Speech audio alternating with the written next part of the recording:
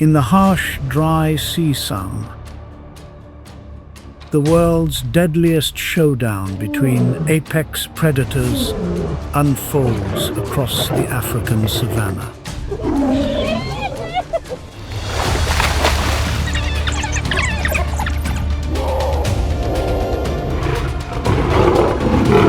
Who survives?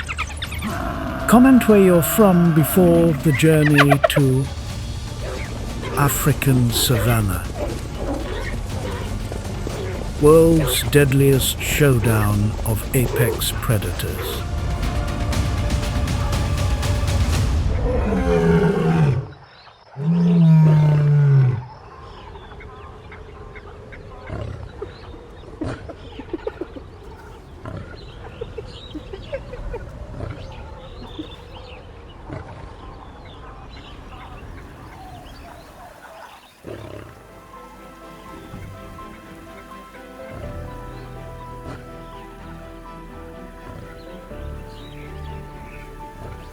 The instant dawn's first light brushes this untamed realm. The savannah's king stirs and rises, walking the perimeter of borders no eye can trace.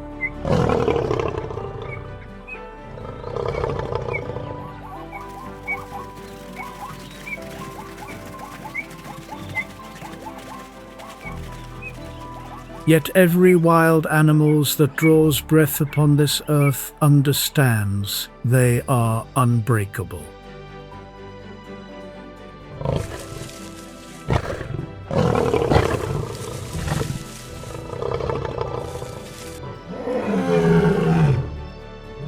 The thunder of a prime male lion's roar ranks among the most commanding sounds on the African savannah.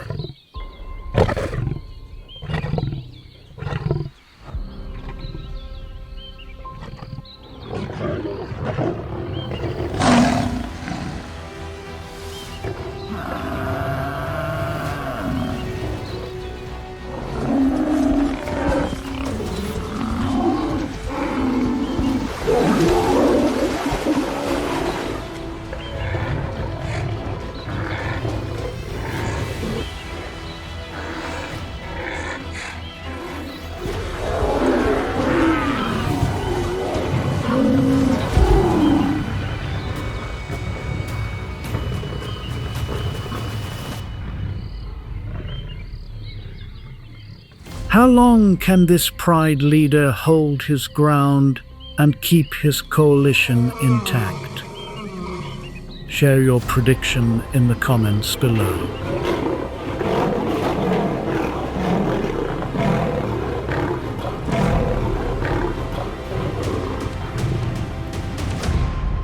As we move toward the lion pride's defining last battle, and here, across the grasslands, where the lion holds absolute command, the cheetah carves out its existence by entirely different means, through velocity and through an exceptionally honest reckoning with its own boundaries.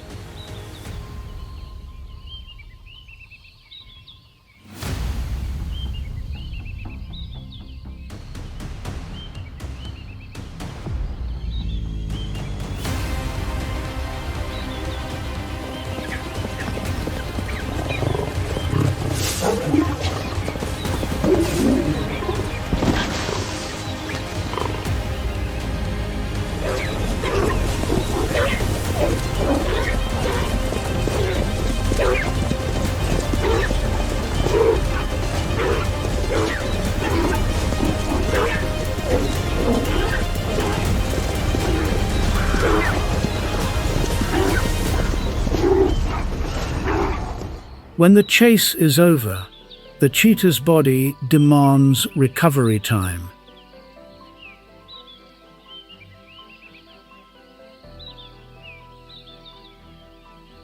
And that window is when this predator is most exposed.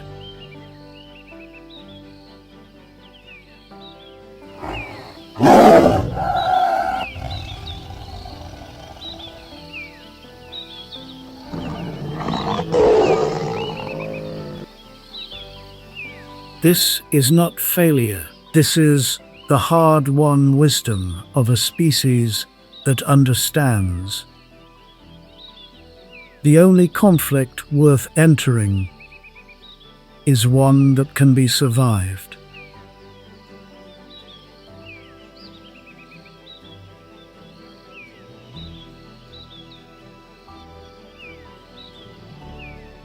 This is the survival arithmetic of a creature lacking the power to fight, but possessing the speed to never be truly beaten. And this reality carries a further consequence. No meal on these plains belongs to the cheetah alone. It is always partly owed to another, a condition this animal has come to accept as an immovable clause in its agreement with life.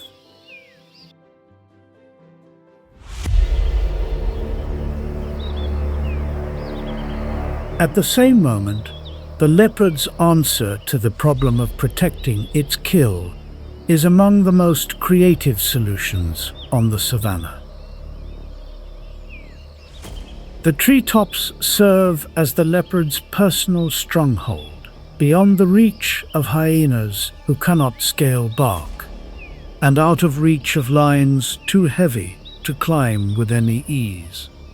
And it holds, in nearly every scenario, the leopard encounters. But not every one. Today, the king has decided the prize belongs to him, and the leopard refuses to concede without resistance.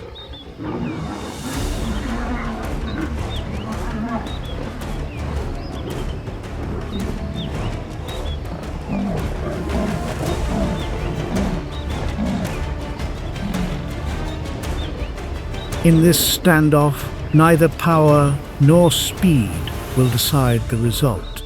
Only something far more elemental. Which animal can wait longer? And which one's hunger is sharper? At last,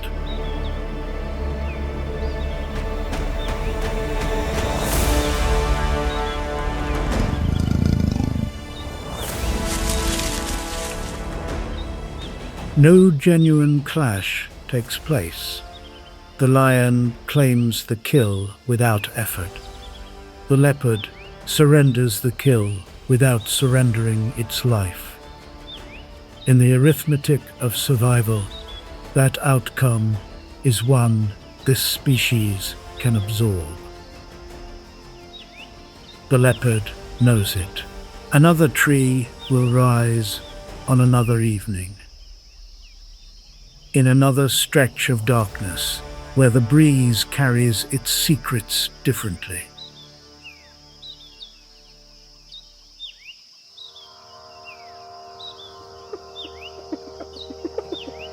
And so, we turn to those who dare to challenge that absolute power, the lion's most ancient rivals.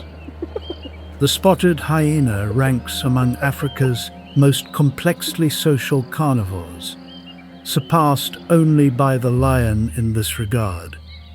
Nothing like the opportunistic scavengers most believe them to be. They are disciplined predators, operating beneath an ironclad social order, and executing a degree of teamwork almost no other species can match. The celebrated technique, refined through millions of years, evolving beside the lion, kleptoparasitism.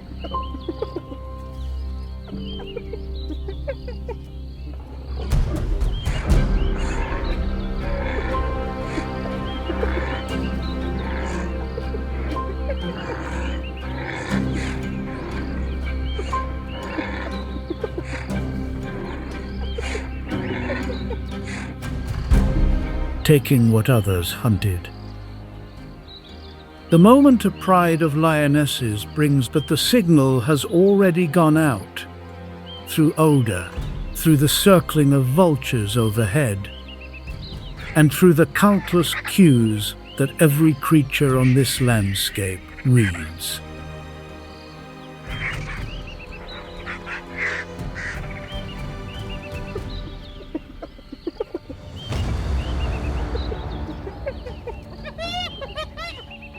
Their distinctive whooping cries ring out to hold the pack together, sustaining relentless pressure from every angle. But no single lioness can protect a kill.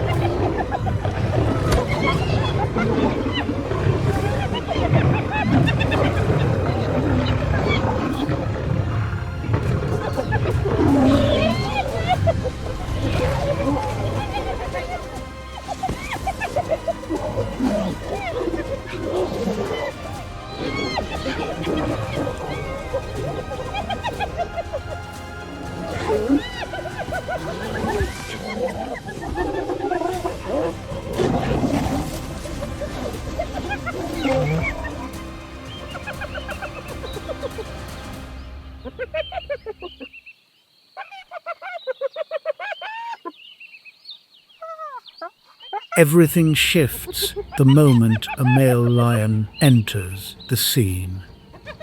A fully grown male lion, bearing a dense, dark mane, represents something categorically different from the females. The hyenas grasp this truth at the deepest possible level.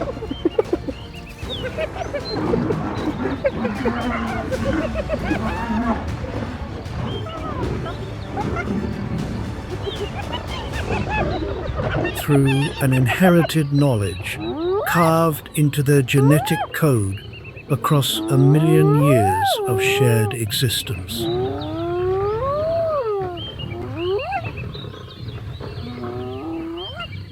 The kill is restored to those who made it.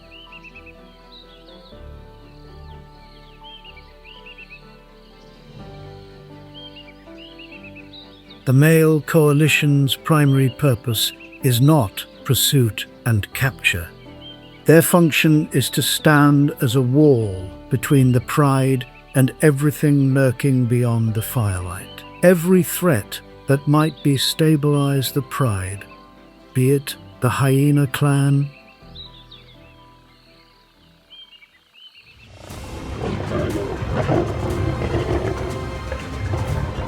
or the wandering males pressing down from the north,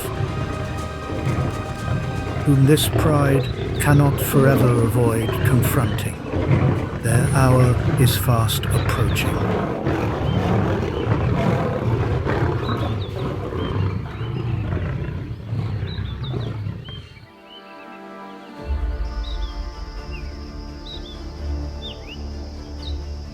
Unlike the big cats, the African wild dog runs its prey down through stamina and extraordinary teamwork.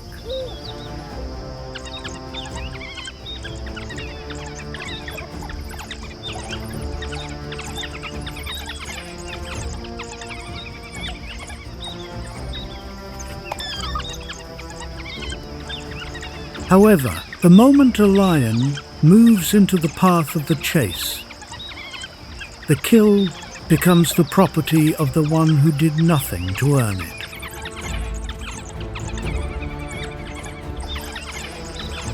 A defended territory offers no exemptions. For those who claim to be just moving through or focused on their own affairs, every being that enters must recognize who commands this ground. No blood is spilled, but that day ends with the wild dogs empty and hungry. And hunger, too, is part of the price the lion's presence extracts from every neighbor, until something more powerful than itself steps forward.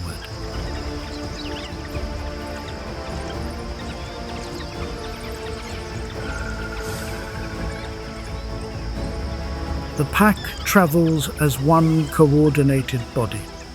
The goal today goes beyond drinking. They must get across.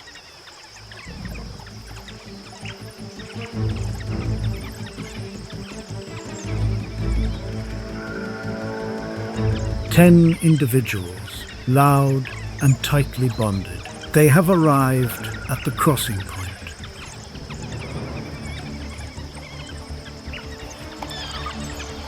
The two boldest step into the water first. The current here runs wide and deep. The rest must probe for shallower ground, where the water won't drag them under. They make it across.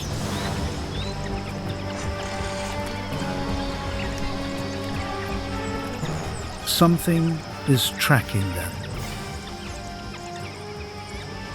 The Nile crocodile observes a ritual that works in its favor: thermoregulation. A full night spent beneath cold water pulls this cold-blooded animal's temperature down considerably. Morning sunlight restores warmth to this precise hunting machine. For now, the predator simply lies still. The wild dogs, however, refuse to accept this reptile's presence on their bank. So they press forward, harassing it back toward the water, where it belongs. That brash pack has earned itself a very attentive observer.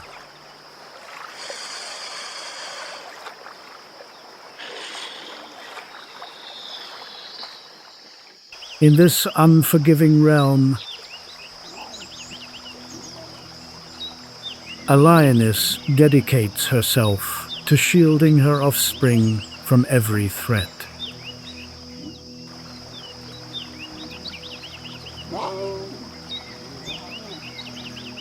It may rank among the few things that truly frightens a lioness. A young lion cub amounts to little more than a convenient snack for a Nile crocodile. Yet certain days arrive when the river crossing cannot be delayed. The lioness must find a way to deliver strong, healthy cubs into the world, cubs who will one day inherit their place at the ultimate predators.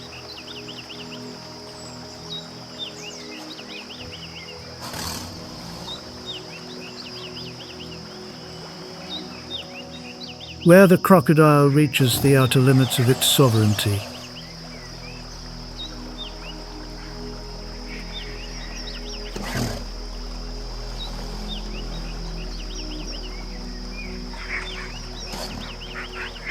we arrive at the Okavango Delta.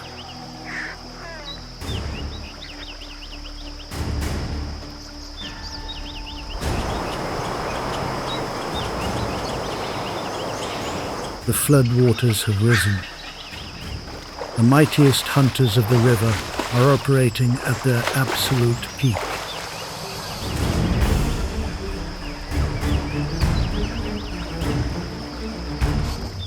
This meal is a far cry from tranquil. The male is fully aware of what lies hidden beneath the surface. A Nile crocodile capable of taking on a prime male lion needs to span at least 3 to 4 meters from nose to tail. These flooded channels belong to the crocodile. The lion pauses. The jaws before him are staggering in their size. But with his prize at stake, he has no choice but to commit.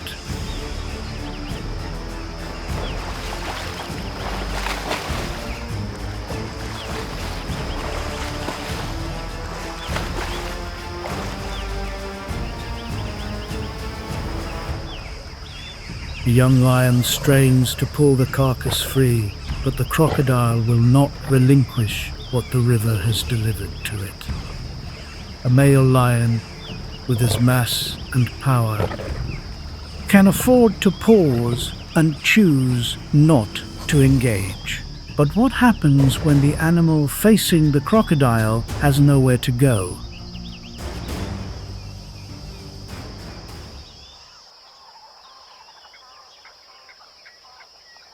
The leopard works without partners.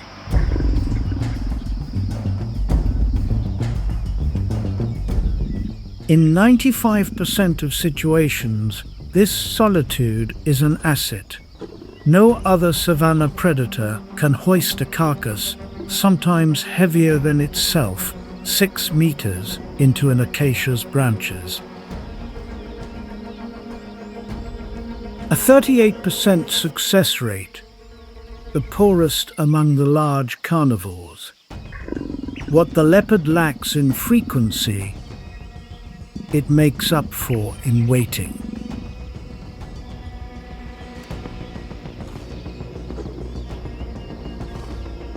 Since yesterday, this leopard has held its position, watching a single waterhole. Young wildebeest have established this as their drinking spot. For the wildebeest, a place that offers both rich grass and fresh water seems ideal, right up until the leopard makes its move.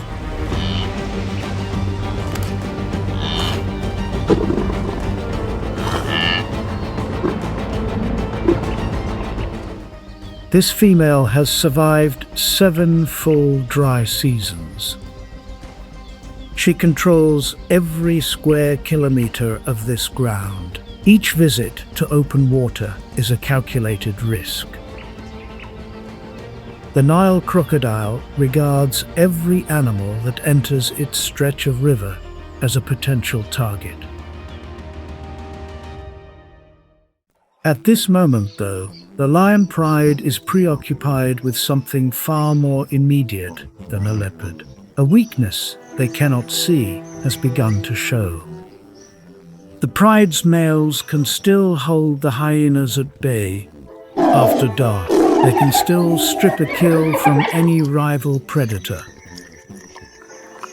Yet every confrontation extracts a toll, not always a wound that can be seen, but the slow compounding of countless moments that push the body to its very edge.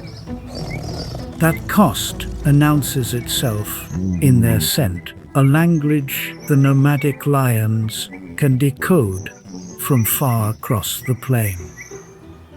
And that is precisely what they are searching for, the exact moment when the old order is ready to fall.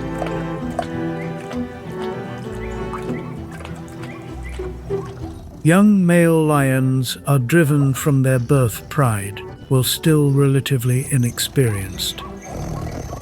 Not because they are too weak, precisely because they are growing too strong.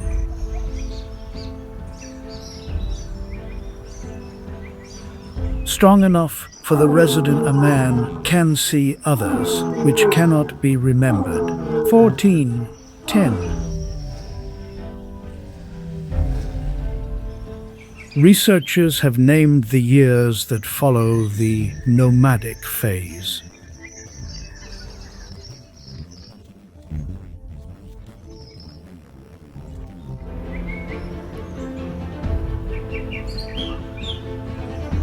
The span of a male lion's life, when survival hangs by the finest thread.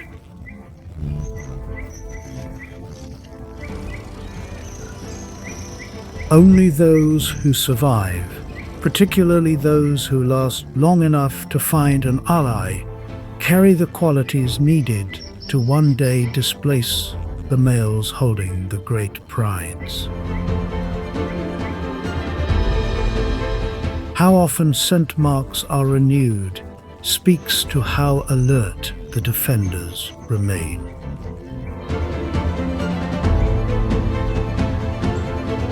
The chemical composition of that scent reveals what the body leaving it is truly going through. Lapses in patrol frequency announce how heavily the burden of leadership weighs on the resident males. The savannah reads these signals too.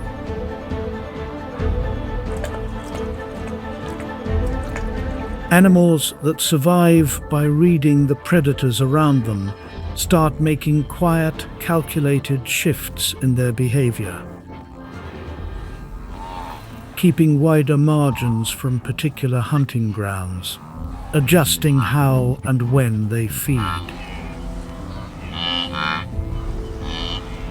The smaller inhabitants of this landscape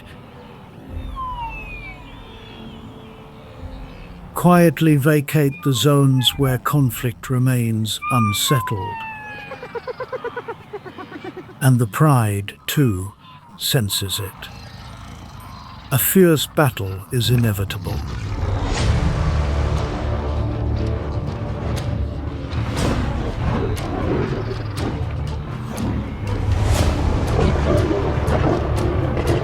A confrontation between fully grown male lions cannot last long. The result is decided by who gains the upper hand in the first few seconds.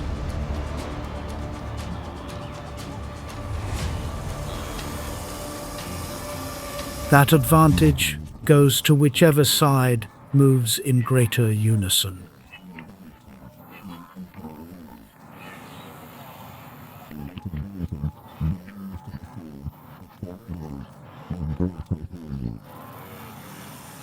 The verdict arrives without ambiguity. The winner's roar. It stretches longer, rolling in waves, as if it needs to be heard enough times by every corner of the plains to be believed. A new voice is layering over the old, and this territory is committing a new name to memory.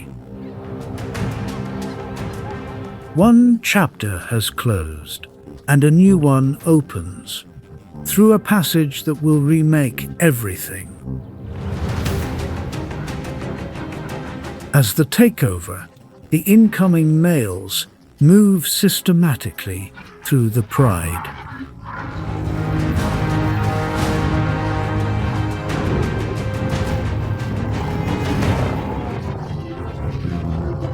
Maternal instinct recognizes no exceptions, not for size, not for strength. The youngest, most vulnerable cubs have no chance. For a newly installed male lion, whose rule may prove brief, every day without his own offspring is a day wasted. Their genes must pass on without delay.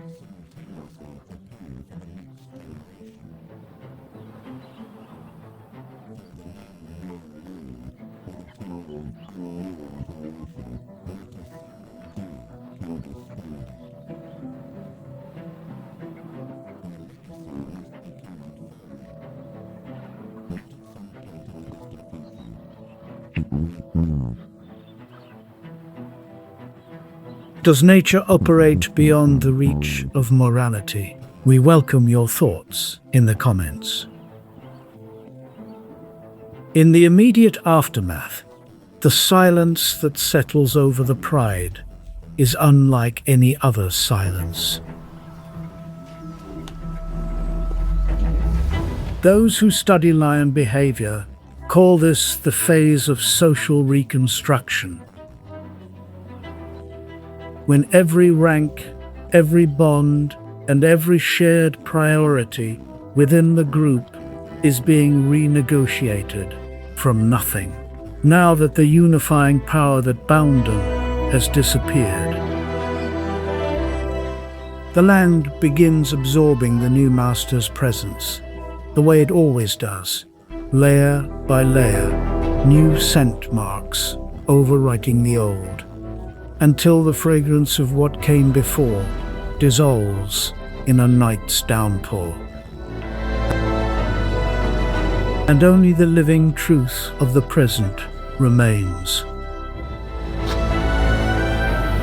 The savannah quietly revises what it knows, and then, without announcement,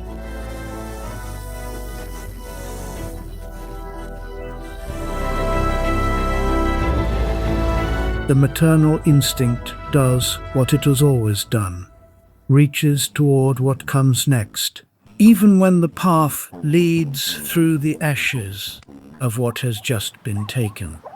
The rhythm that has turned on these plains for millions of years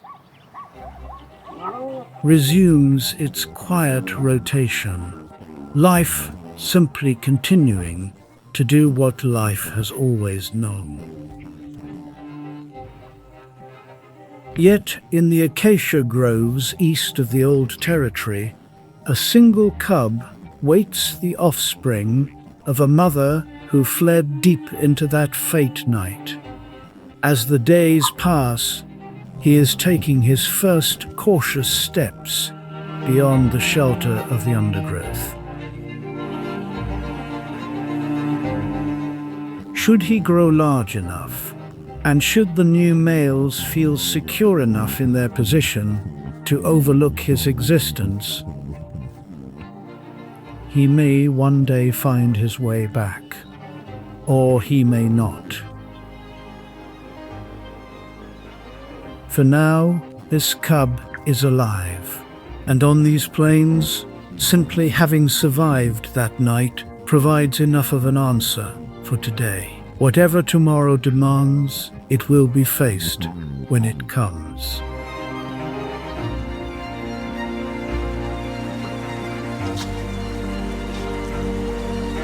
The Mara flows on without pause. As it moved before this pride was born.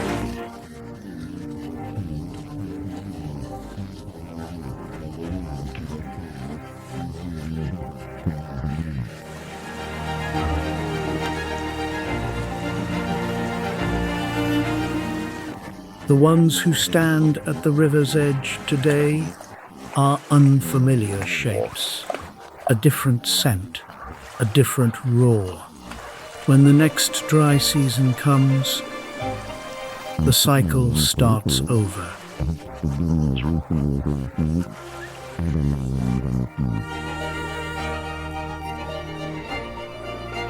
No rain lasts forever. It transfers to whoever has waited longest in the margins and paid close enough attention to the signs the current holder no longer bothers to read.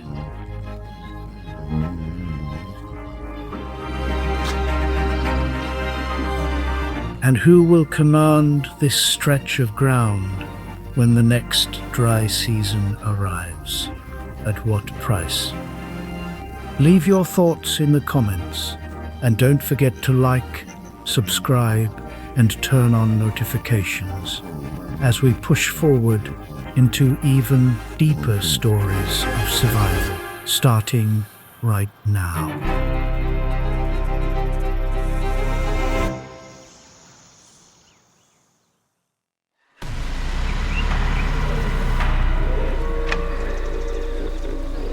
Along the Mara, one animal refuses to fit into any simple category. It is not a target for the crocodile. It grazes rather than hunts.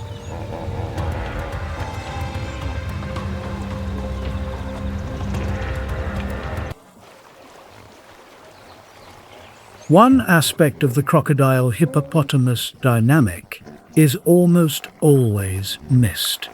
These two animals sometimes share the same section of riverbank in apparent calm. The hippo is certain the crocodile will not attack it. The crocodile is certain the hippo will not attack it, provided it keeps well clear of the calf. Both parties have accepted that the river is broad enough to contain them both. Hippos and crocodiles, an uneasy and fragile peace. When resources grow thin, which do you think? Crocodiles give adult hippos a very wide berth. The reason is exact.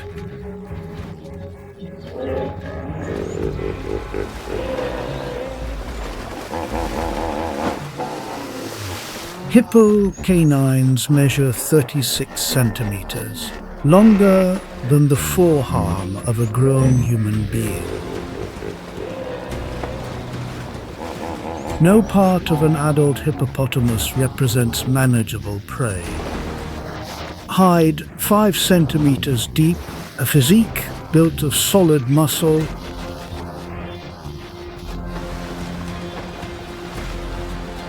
and a caloric reward that bears no reasonable proportion to the danger of obtaining it.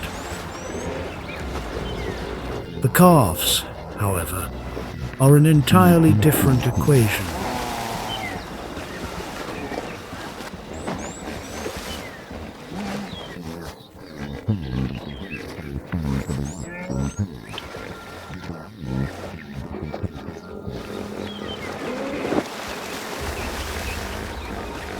The hippo mother gives birth underwater.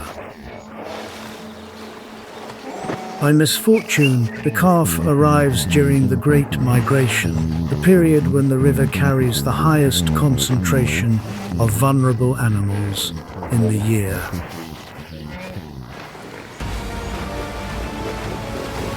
Her mandate is total. The Nile crocodile has decided the opportunity is worth pursuing.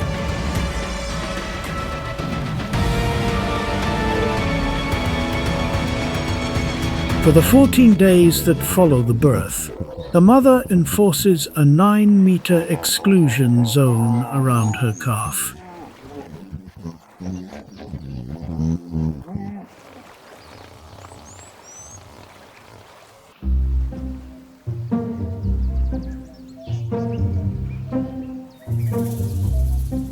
For one species in the Maasai Mara, the Mara River represents nothing more than a temporary inconvenience, not a boundary. A mature African elephant carries a mass of 6,000 kilograms. That equals the combined weight of 7 dominant Nile crocodiles. The African elephant ranges across the entire landscape. The Mara River is simply one crossing point on a much longer route.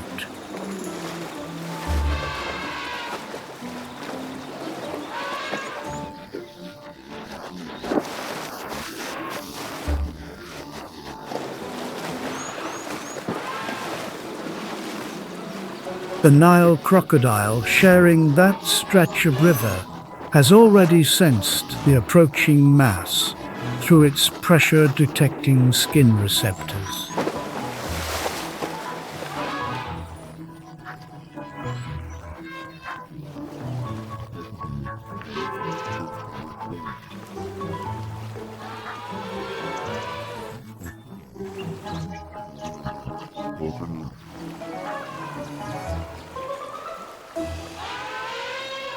But the calf is a different ball game.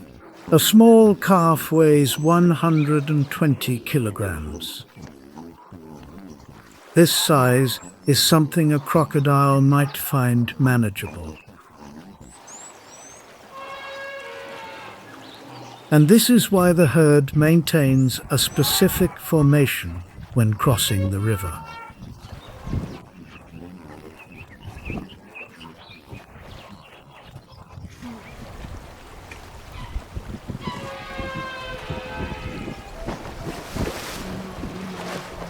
The crocodile's focus, however, doesn't linger on the herd.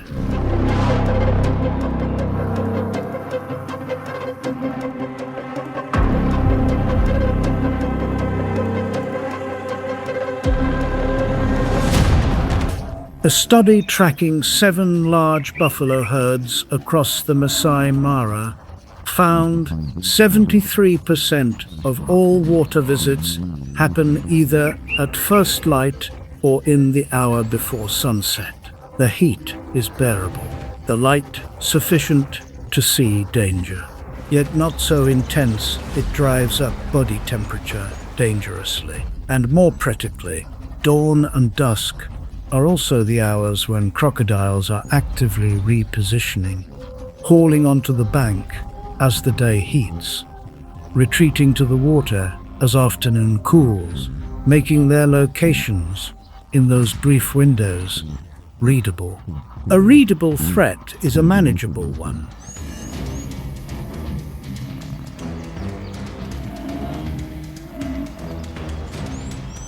Like every creature that drinks from this river, the buffalo has no choice but to come.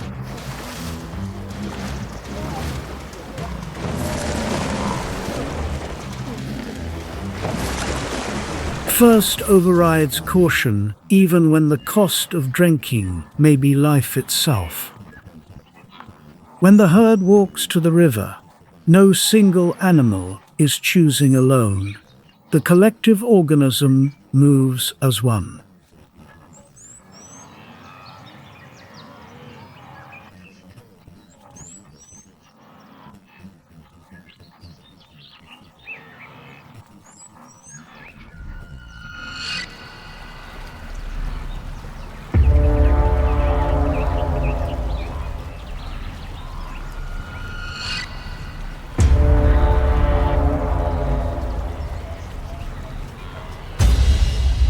The crocodile's approach toward the assembled buffalo yielded nothing.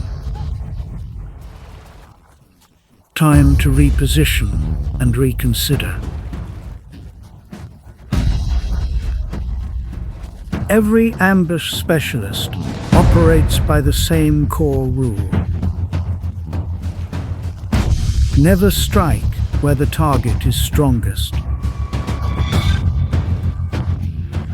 A young buffalo catches its eye.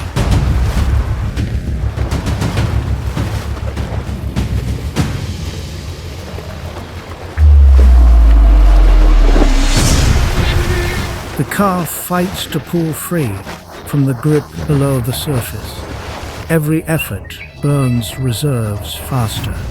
At depths beyond its footing, a body exceeding 100 kilograms becomes an anchor. What follows is physics, not chance.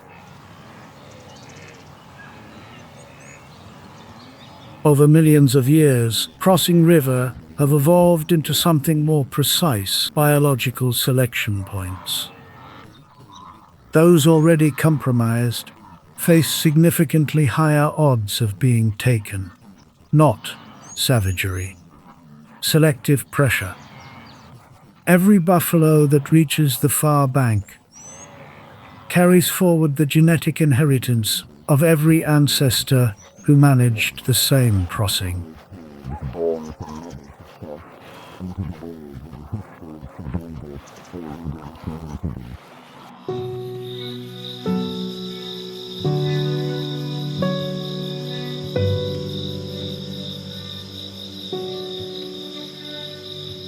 Darkness settles, the herd is over.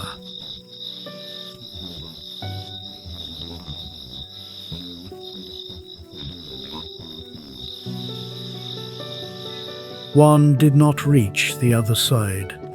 The river has taken what it always takes. And the dominant Nile crocodile is still.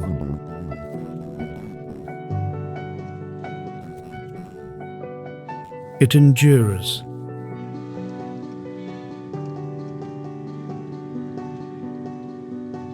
As it has endured for 65 million years, while everything around it has shifted and adapted and reinvented itself again and again in pursuit of a way to persist. The remaining eggs, after 90 days, begin cracking from within. The mother crocodile is the first to pick up the sound, and it is music to her ears.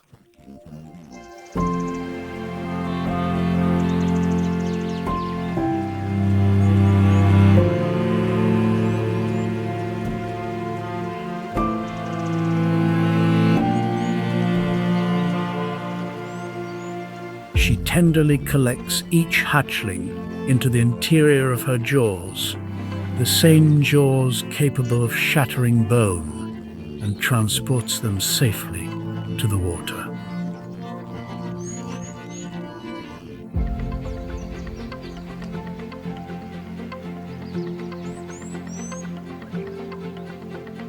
The most fearsome predator on the African waterway begins its existence as something impossibly small and utterly dependent.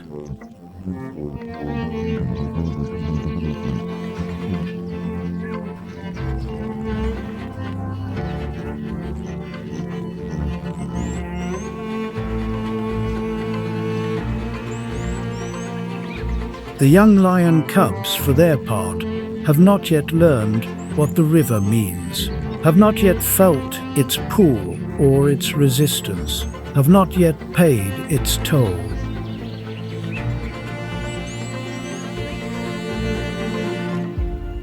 The Mara River keeps no record. It carries no recollection of those who made it to the far bank, no memory of those who sank beneath its surface. But every species living here carries the genetic signature of those who survived, the instincts of those who observed long enough to learn, the restraint of those who held back long enough to live.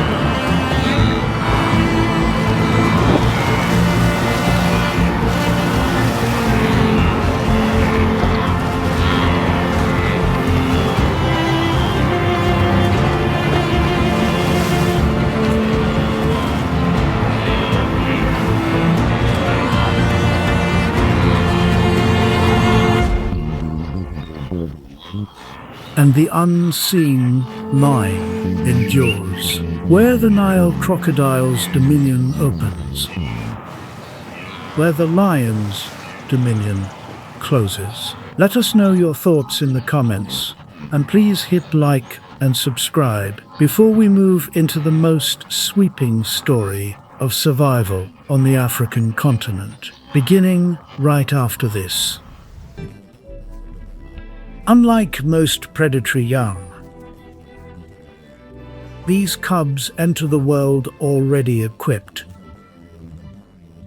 From their first moment of life, they begin competing. A struggle among littermates that will determine the hierarchy, shaping everything that follows.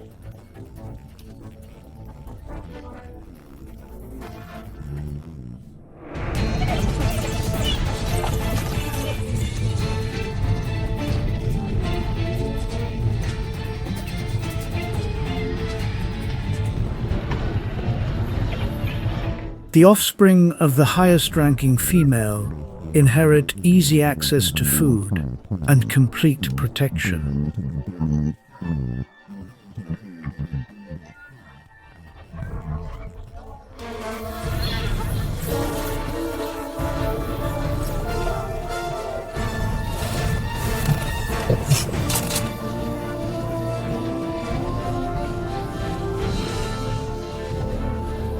Lower-ranking cubs must gamble their lives for a mouthful of milk or a few centimeters of space.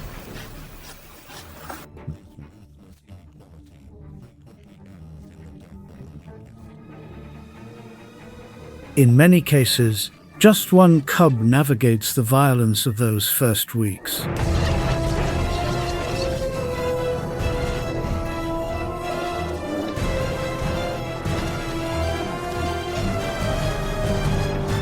The mother's milk supply, however rich, cannot sustain every cub equally, forcing an internal elimination. Only the most tenacious individuals earn the resources survival demands.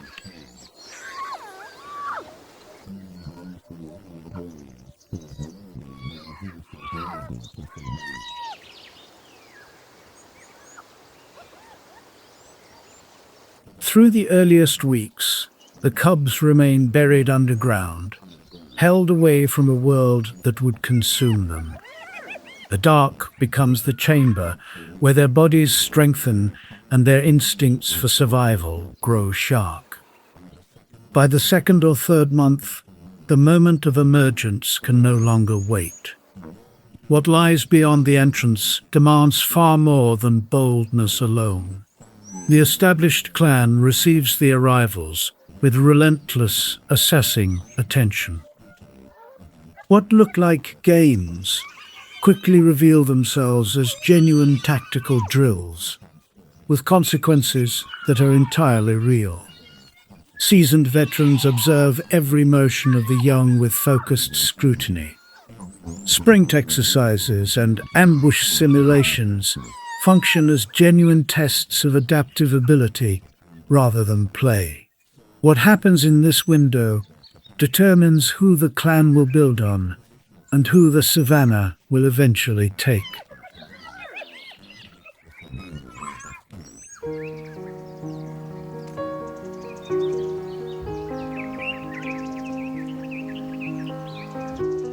The spotted hyena overturns every assumption the African savanna would seem to enforce.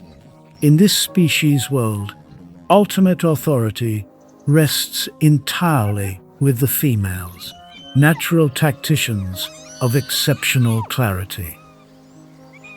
The social architecture of spotted hyena clans is the most rigid and intricate in the predator world. Status is not earned through daily confrontation. It descends through lineage and is enforced through unambiguous submission. At the top of this hierarchy stands the matriarch, the individual who sets the clan's direction and determines its pace. This dominant female holds unconditional authority over the sequence of feeding, the choice of hunting grounds, and the distribution of every resource. The young of high-ranking females are born into privilege. They receive consistent access to food, determined protection, and a position in the social order that defines their trajectory for life. Male spotted hyenas occupy no guaranteed position within the clan's structure. Even physically dominant males must accept placement at the very bottom of the social ranking.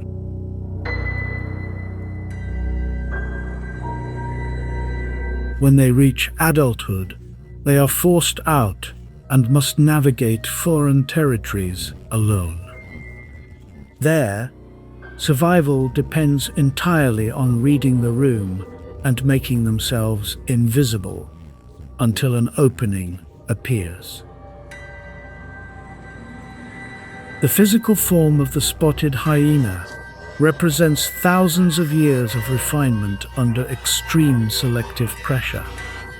The disproportionately long forelimbs create the characteristic diagonal profile, a shape deceptively loaded with functional power. This architecture optimizes both explosive acceleration and stability across any surface. Among Africa's predators, spotted hyenas stand as the unrivaled distance runners, the complete opposite of the lion's short-burst ambush strategy. They maintain a grinding, tireless pursuit, pressing their prey until every reserve is depleted and collapse becomes inevitable. Their jaws produce a bite force surpassing 6,894,757 newtons per square meters.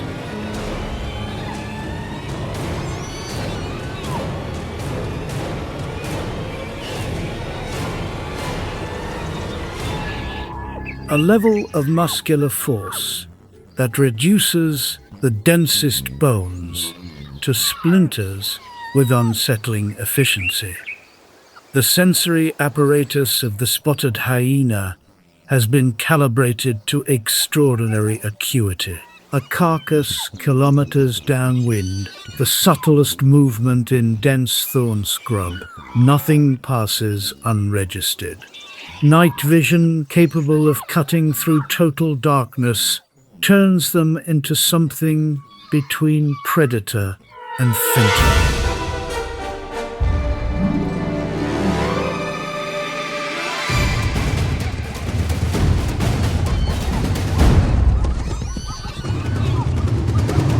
The spotted hyena dismantles every assumption of casual opportunism through a hunting methodology of calculated patience and exactness.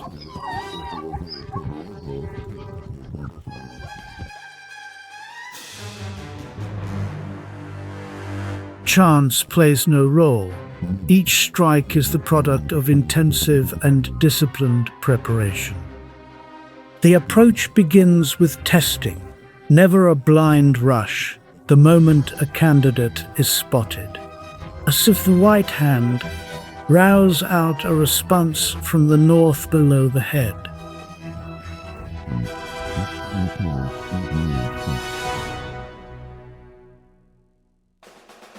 Once that weakness surfaces, the full clan moves together in a coordinated encirclement that closes every exit. Unspoken signals, a glance exchanged, a tail's brief movement, serve as a command system of remarkable efficiency.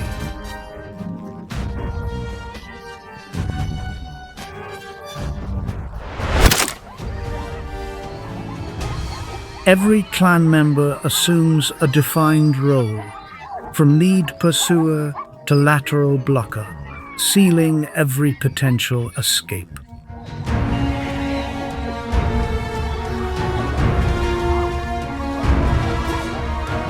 The act of killing is executed with clinical precision. The process continues methodically, even as the animal still lives. Playing a role that almost no observer acknowledges, spotted hyenas function as the unsung maintenance crew of the savanna's ecological balance.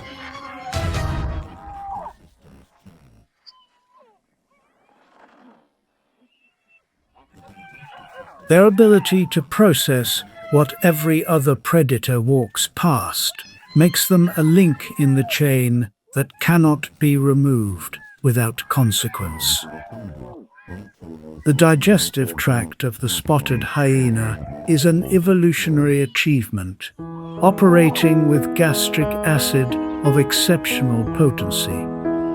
It breaks down the most resistant biological material, including hooves, and neutralizes organic compounds loaded with bacteria lethal to almost any other mammal.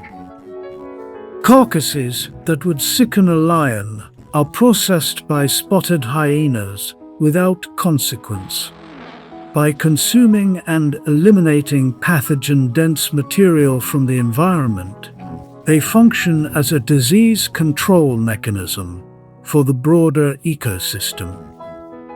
The unsettling sound that carries through the African night is almost universally misread by humans as triumphant mockery. In reality, this vocalization is a remarkably precise and complex communication instrument. A single call can encode a range of information, from submission and anxiety to arousal or genuine alarm. The specific pitch and cadence carry, with scientific measurability, the identity, age, and social position of the caller. The scavenger label ranks among the most persistent and inaccurate myths in the natural sciences. Field data confirms that over 60% of the spotted hyena's nutritional intake comes from kills it made itself. Anyone who dismisses them as cowards has never watched a clan face a lion pride without retreating. The instant the lioness pins her prey, her grip on it becomes immediately contested. The hyena contingent appears without hesitation, in full daylight, discarding any pretense of night-only operations. What arrives is a force organized to a degree that makes improvisation impossible, bonded by a discipline that holds even under pressure. The matriarch issues no order without first reading the situation completely. Every action unfolds with the deliberation of a field commander who has run this operation before.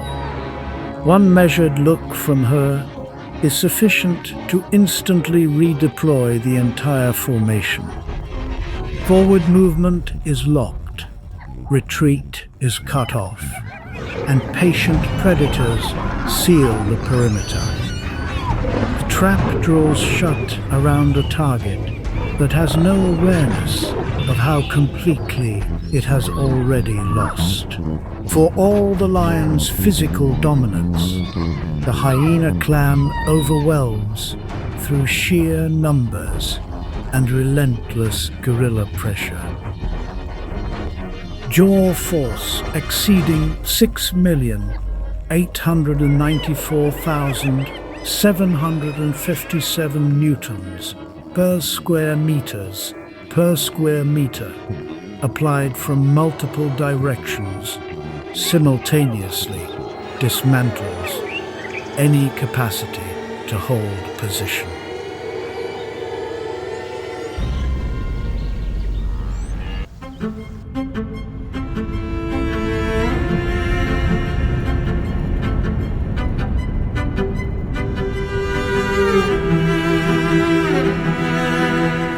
Deep within northern Tanzania, a landscape balances perpetually.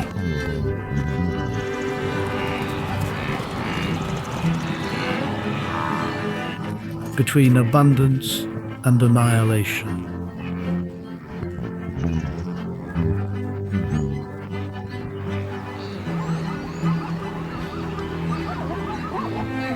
The Maasai know it as Serengeti, a name weighted with centuries of meaning.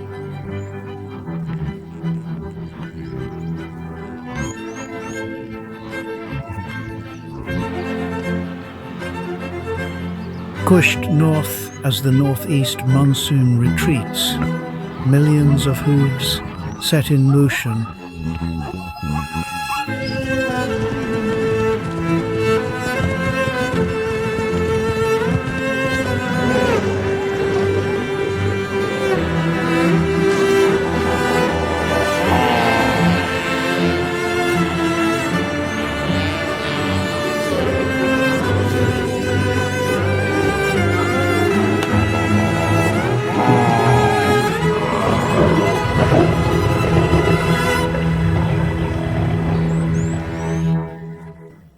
The most ambitious overland migration the planet has ever produced.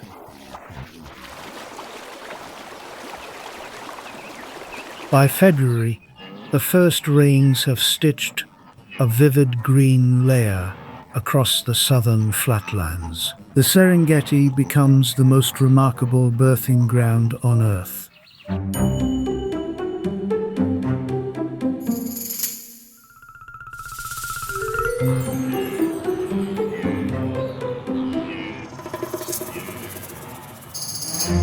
In In the space of 3 weeks, up to 8,000 wildebeest calves enter the world every single day.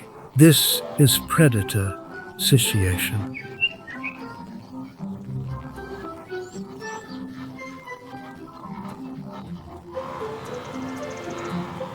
The volume of new calves outstrips the combined appetite of every carnivore in the region.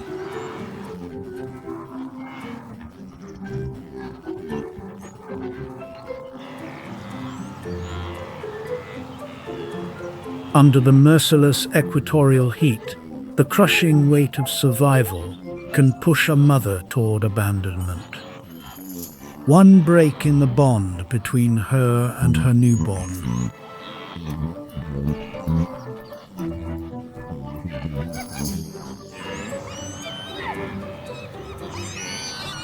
and the hyena, waiting at the edge, instantly closes in. Their greatest strength is not sudden acceleration, but the relentless discipline of running prey into exhaustion.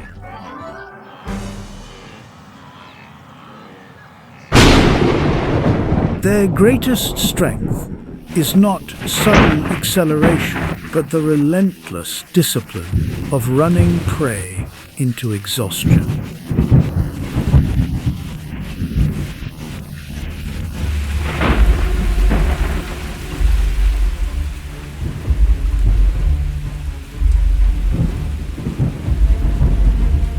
Heavy rain converts the ground into dangerous mud, neutralizing the wildebeest's speed advantage.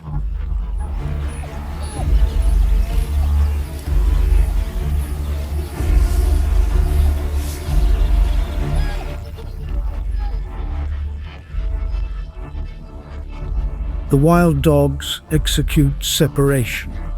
One animal finally goes down into the storm.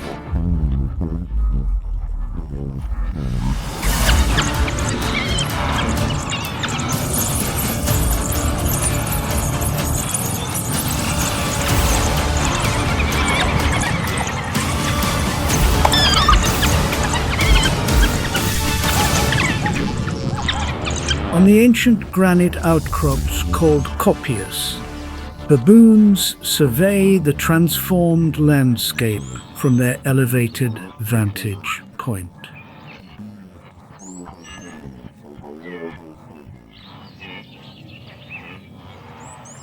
For the vast wildebeest column, time is the most unsparing adversary. Kenya's grass-rich highlands remain hundreds of dusty kilometers ahead.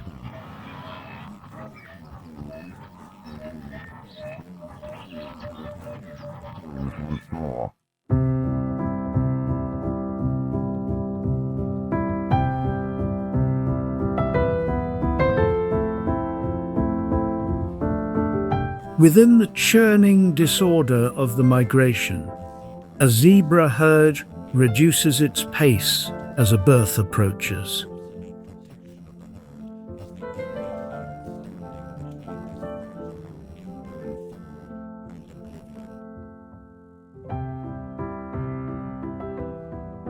The birth fluids surrounding the foal broadcast an involuntary signal.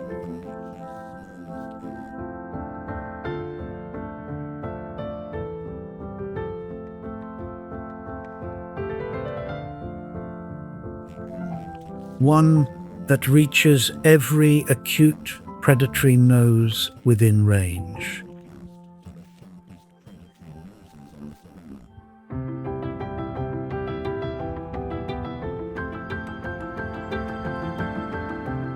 "15 minutes, the precise window within which this foal must rise onto its legs before a predator decides to act."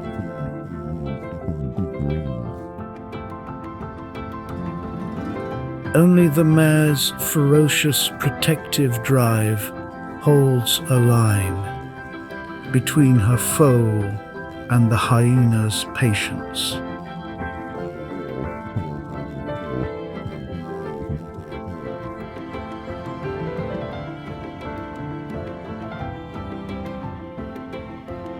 The real test begins the moment mother and foal must submerge themselves into the surging flow of the migration.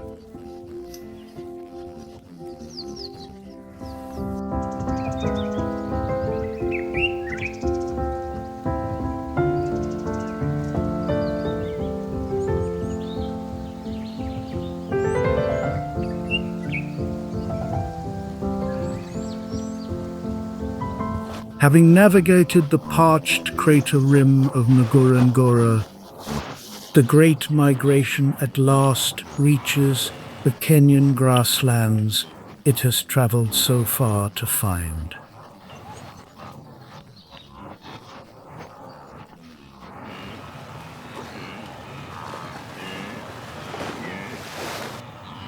The lion, sovereign of these open lands, has no reason to march with the herds.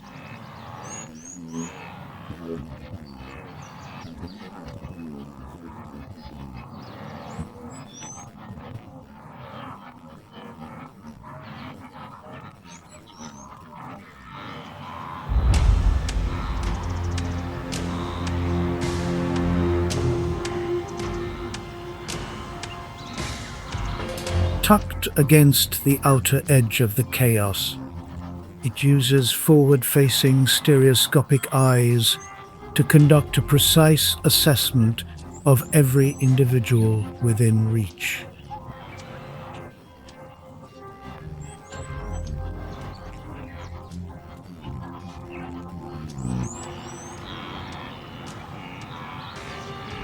One stumble by the fleeing animal costs everything.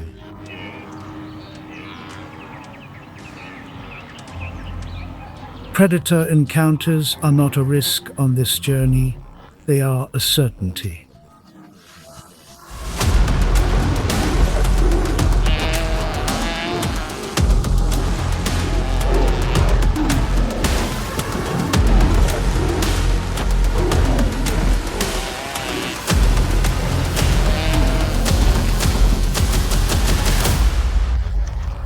For now, the wildebeest graze the abundant highland growth, replenishing the reserves they burned to get here.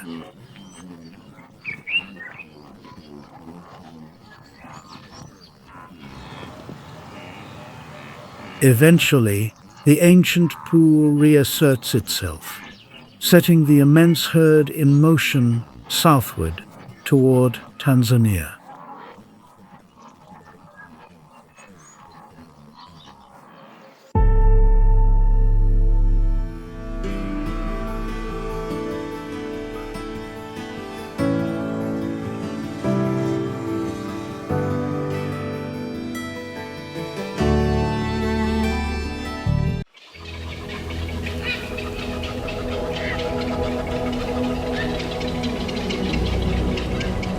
Situated at the foot of Mount Kilimanjaro along Kenya's southern frontier, Amboseli occupies a prehistoric lakebed. Nearly 400 square kilometers of bone-dry white salt flats where ancient waters once pooled.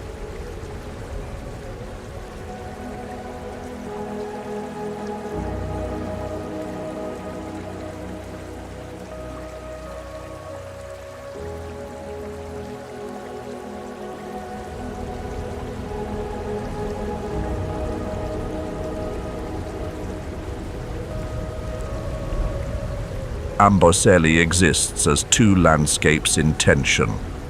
To one side, the Nkongo Narok wetlands sustain their emerald richness through snowmelt-fed aquifers flowing down from the mountain. To the other, cracked open plains, where survival demands extraordinary endurance. At the heart of this unforgiving arena, each new life enters the world already carrying within it the blueprint of an inevitable departure.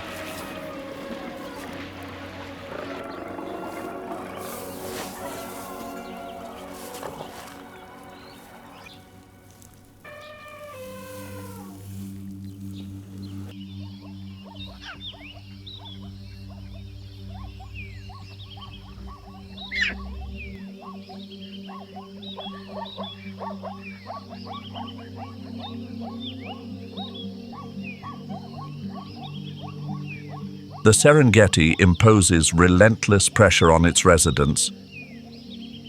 For females with dependent young, that pressure is compounded further. In the weeks around birth, the lioness withdraws from the pride entirely. The birth itself must occur in absolute silence. During the first 30 days, the cubs remain entirely still and concealed. A faint vocalization or an exposed scent trail could draw competing predators directly to their location. Once strong enough to leave the den, the cubs are introduced to the communal nursery, the creche. Here, survival is shared among multiple females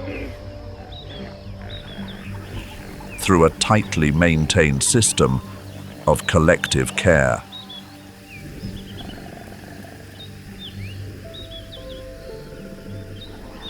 Among the creche, young males encounter their earliest tests of strength and resolve. Within this protected environment, they build physical conditioning and competitive instincts, building toward a future where the margin between success and failure tolerates no hesitation. The creche, however, is not a feeding arrangement. Its primary function is collective defense, resistance against the threat posed by roaming male lions from outside the pride. Yet the Serengeti permits no guarantees. Despite coordinated protection, nearly half of all cubs fail to survive their first year. For those who do, the emergence of a developing mane signals another sharp transition.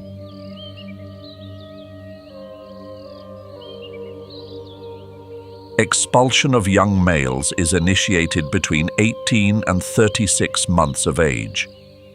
Their continued presence within the pride creates structural risk, rivalry between generations, and the threat of genetic compromise.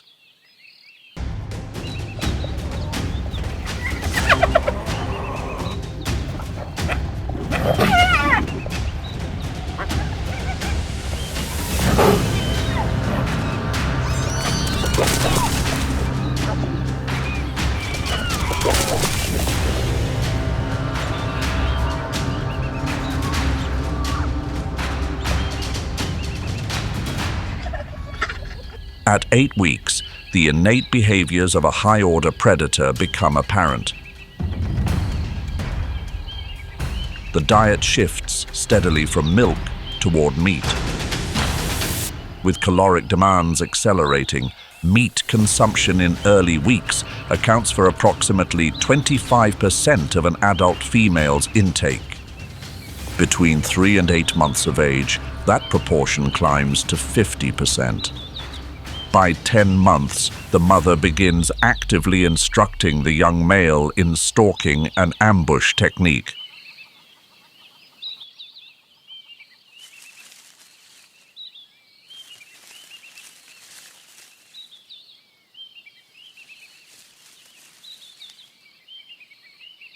During this period, the male cub receives a distinctive advantage. Unlike his sisters, who are typically pushed toward independence earlier to establish adjacent ranges, the male is permitted to remain with his mother until approximately 24 months of age. This extended residency is not accidental. Roughly 27% of all prey the mother secures during this period goes directly toward sustaining her growing son. He requires additional time and nutrition to reach his maximum physical capacity. As the second year draws to a close, it is the young male's own sire who ultimately drives him from the established territory. The leopard now enters the most demanding phase of his life, a period of extended nomadic movement. This interval represents the point of greatest vulnerability in a young male leopard's development. only 41% of nomadic males successfully establish a permanent range. The remaining 59% disappear into the broader landscape without leaving a genetic trace. A predictable outcome within the mechanics of natural selection.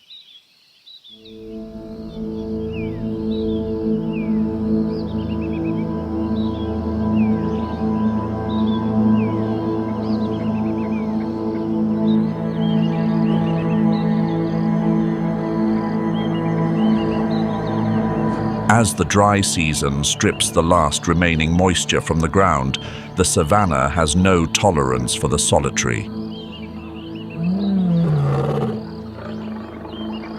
Prey becomes scarce. Survival is measured by the durability of strategic alliances.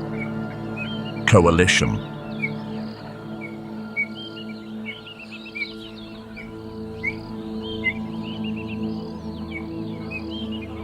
Within the pride structure, lionesses carry the primary burden of securing food, but this does not reduce the male's role to passive consumption.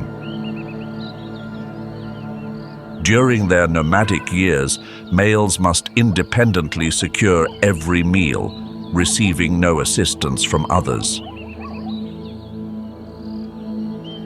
To the Maasai, the male lion embodies the highest measure of strength within their Unoto warrior ceremony. His full mane, however, works against concealment in open terrain. To compensate, he becomes a specialist in close cover approach, pressing into thickets and waiting for a precise window.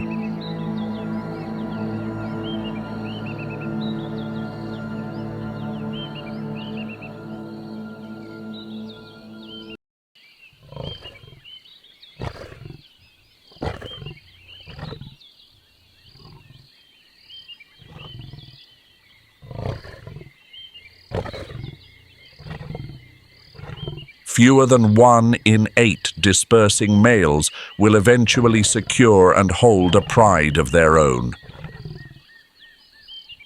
Those who succeed will convert the adversity of their nomadic years into the foundation of lasting dominance.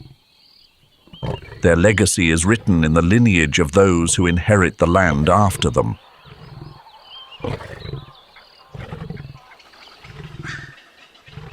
Yet Amboseli represents only a single chapter. To the south, the arid expanse of the Kalahari is fractured by one of Africa's most extraordinary hydrological formations. The Okavango Delta in Botswana.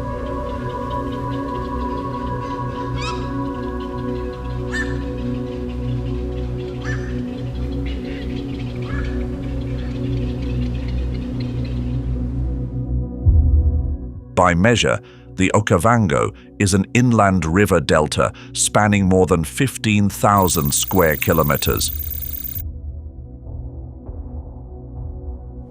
Every year, billions of cubic meters of water pour in from Angola's highlands. As the rest of Africa contracts under the dry season, the Okavango swells outward,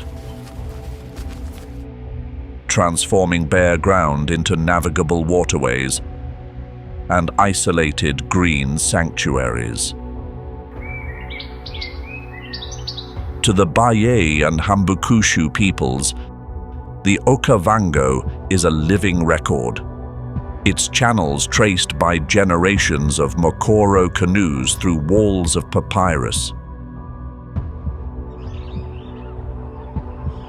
Yet for wildlife, this floodplain sanctuary demands relentless adaptability from every resident.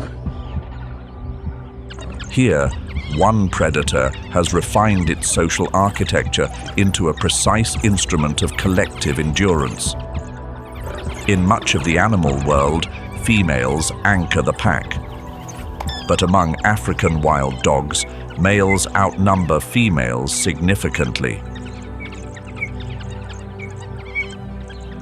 the male-to-female ratio typically falls between 3:1 and 8:1. Each litter born to the alpha female is genetically skewed toward males. Within the labyrinthine channels of the Okavango, the pack requires a deep reserve of hunters and caregivers to survive across generations. When females reach 2 or 3 years of age, they are expected to disperse and form new packs elsewhere. Males, by contrast, commit fully to their natal group. They remain for years, some for their entire lives, reinforcing the structure that once protected them. Within the wild dog's hierarchy, the alpha male earns his rank through demonstrated leadership and accumulated field experience. A leader may carry permanent injury, a missing limb, or a shortened tail from a wire snare. Yet the entire pack continues to act on his direction.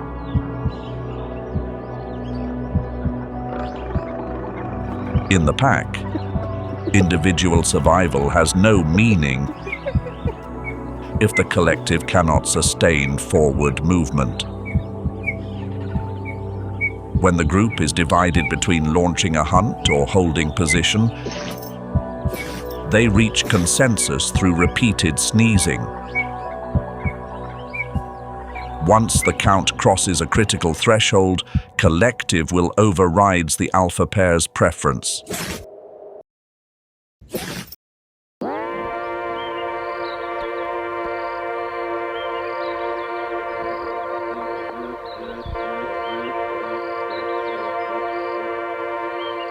If there is a place where survival demands more cognitive output than raw physical force, it is the corridor stretching through East Africa, from the Ethiopian highlands down through the basins of Kenya and Tanzania.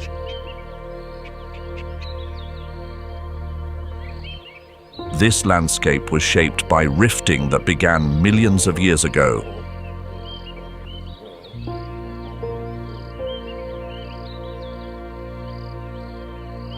Here, the most decisive adaptations are no longer located in bone or muscle. They reside in the architecture of the brain. Across the traditions of local peoples and within the imagery of ancient Egyptian mythology, the baboon occupies a position of symbolic intelligence and occasionally strategic cunning. In East Africa, the environment does not merely offer food. It presents a continually shifting social landscape. The wet season brings a flush of resources, but also triggers a parallel escalation in social competition. In a habitat where threats can materialize without warning from the canopy above, survival depends entirely on the reliability of social bonds or exposure to their sudden collapse. Within the troop, a young male baboon inherits the foundation of his social network through his mother's established relationships. He learns the dynamics of alliance building while still sheltered within the family structure. As testosterone elevates, his behavioral trajectory diverges from that of his sisters. He begins distancing himself from maternal contact earlier, engaging in extended bouts of play with peers that increasingly mimic the physical and social demands ahead. Among savanna-dwelling species within the COKY grouping, including chacma baboons, olive baboons, and yellow baboons, males are required to disperse from their natal troop upon reaching sexual maturity. In multi-level societies, such as those of Guinea baboons or Hamadryas baboons,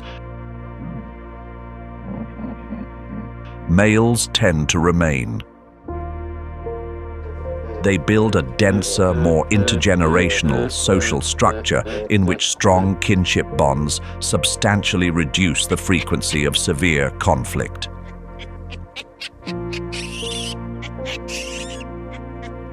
Male social dynamics within the baboon world vary considerably depending on the species. Among Chakma baboons, the troop operates under a strict dominance regime.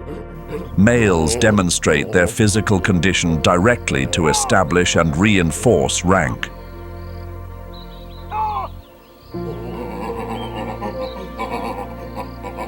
Among olive baboons and yellow baboons, troops function more as shifting social markets. Subordinate males build short-term alliances to mount coordinated challenges against the current top-ranking individual.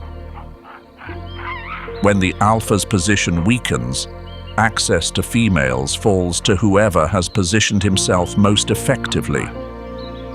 Guinea baboon troops represent an outlier, a notably cooperative social structure. Relationships among males are built on longevity and reciprocity rather than lineage. Yet, regardless of which social system is in place, holding the top position carries a measurable physiological cost. Alpha males exhibit chronically elevated glucocorticoid levels. The constant need to maintain rank through confrontation and vigilance accelerates epigenetic aging faster than in any subordinate. These individuals typically enjoy shorter total lifespans and show earlier physical deterioration, the biological price of a brief tenure at the apex.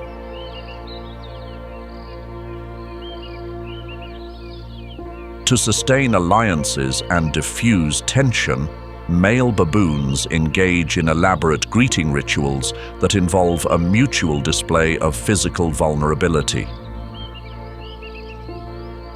This behavior aligns with the bond testing hypothesis. The act of making oneself temporarily vulnerable to another male functions as a credible signal of trust. Among Guinea baboons, these greeting exchanges occur frequently and without visible hesitation. Full physical engagement is recorded in 93.4% of interactions. Olive baboons and yellow baboons engage in the same ritual but with considerably more caution and ambiguity. Among the more assertive Chakma baboons, such exchanges occur at a rate of only 0.088 per hour, and up to 65% are abandoned partway through. The risk of triggering a serious physical altercation is simply too high.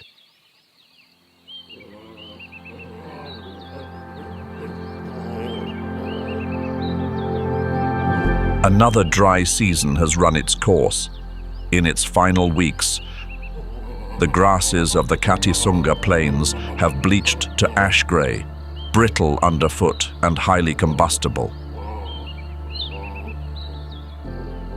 Dust carrying traces of salt and organic decay hangs in the still air. This is the moment when the question of lineage continuity will be settled. Situated in remote western Tanzania, Katavi covers 4,471 square kilometers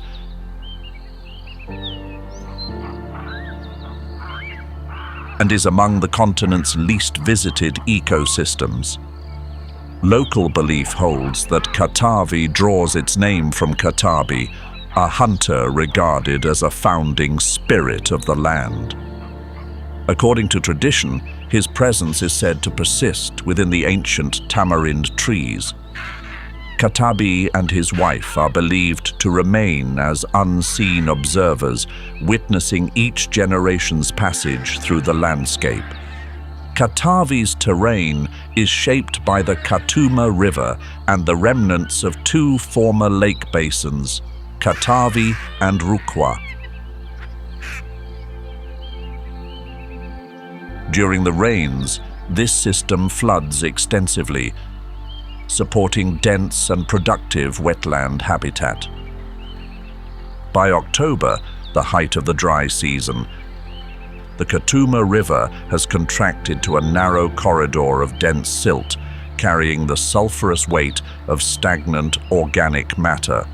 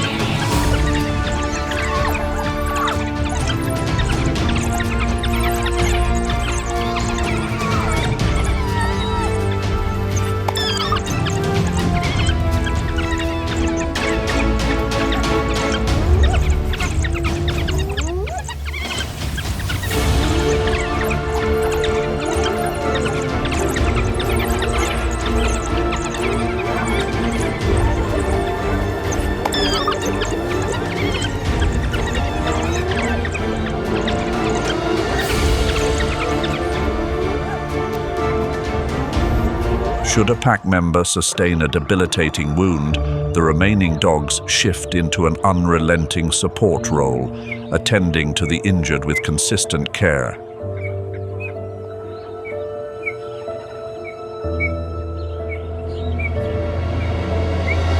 Breeding rights are formally reserved for the alpha pair.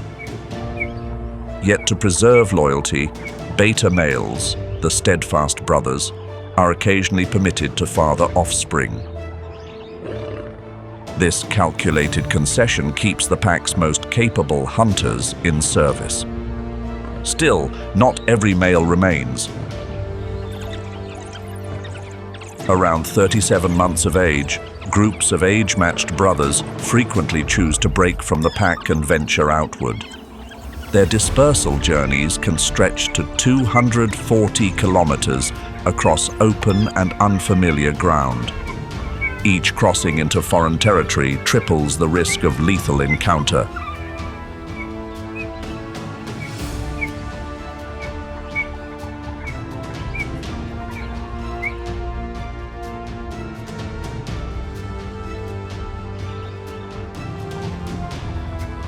Mortality during the first year of dispersal reaches 75%. The journey is pursued with a single purpose: to find a group of unattached females that has similarly departed its home pack. Together, they may begin constructing the foundation of a new permanent group.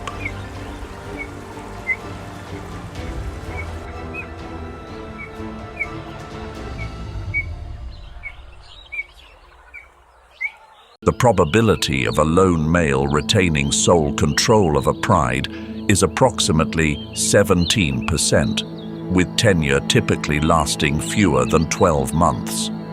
This timeline is too short to raise a full cohort of surviving offspring. Forming a coalition, therefore, is not a preference.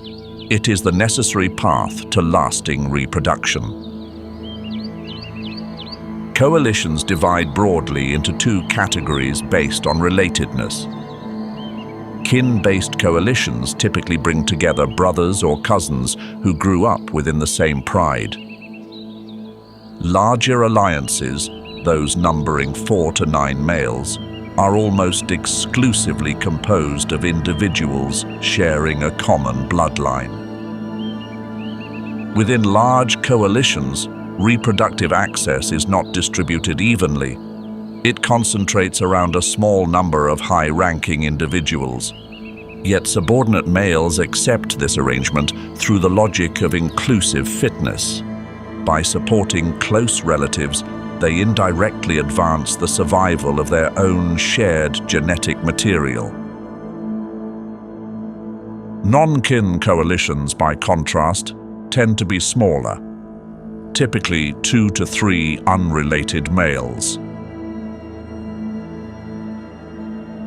Among these pairings, breeding opportunities are divided more equitably. Cooperation is built on mutual benefit rather than genetic obligation. The physical mass of coalition males, in turn, opens access to prey beyond the reach of any individual. A full-grown Cape buffalo, an adult giraffe, or a stray juvenile elephant. None can be reliably taken without combined effort.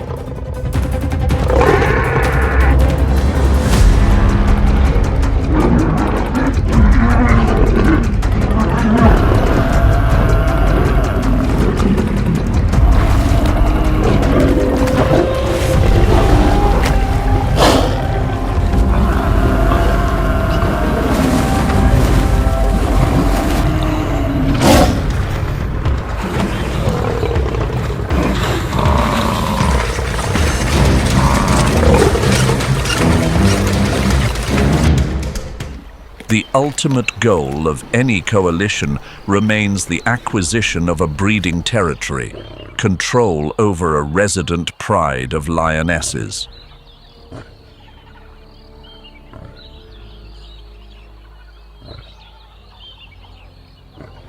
When that control transfers to new males, one of nature's starkest transitions follows: infanticide. Incoming males will systematically eliminate any existing cubs under 9 months old that belong to the previous holder. This accelerates the return of lionesses to reproductive cycling within days.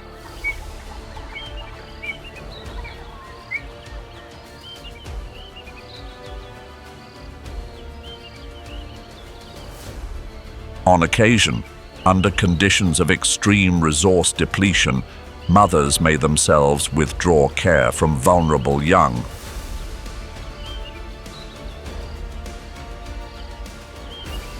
Conserving their energy to invest in the next generation under more favorable conditions.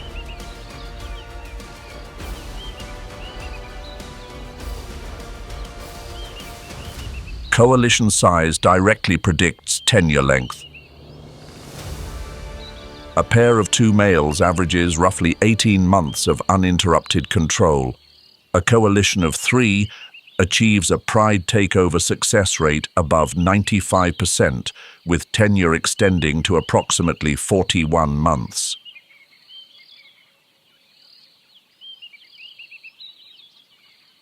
A coalition of 6, such as the documented Mapogo group, can sustain dominance for 50 to more than 70 months. Over that span, they successfully raise and protect multiple successive cohorts of young.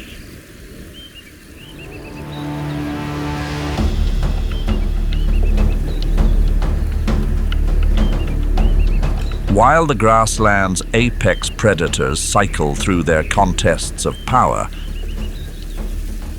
a different kind of coalition is forming to the east of the Serengeti. These animals do not depend on raw physical force to establish their position. They carry something more fundamental and precisely calibrated.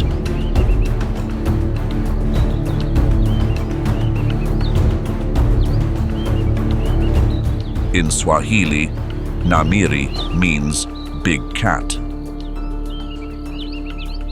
For 2 decades, from 1994 to 2014, this section of the ecosystem was closed to visitors entirely, functioning as a dedicated recovery zone for the cheetah population.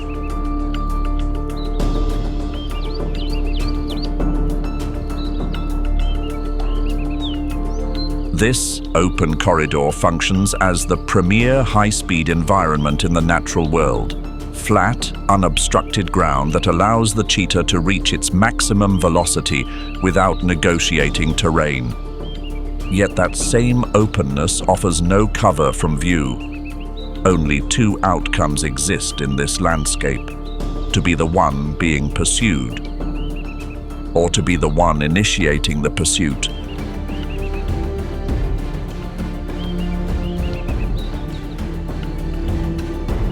The cheetah's advantage is not built on isolated speed alone.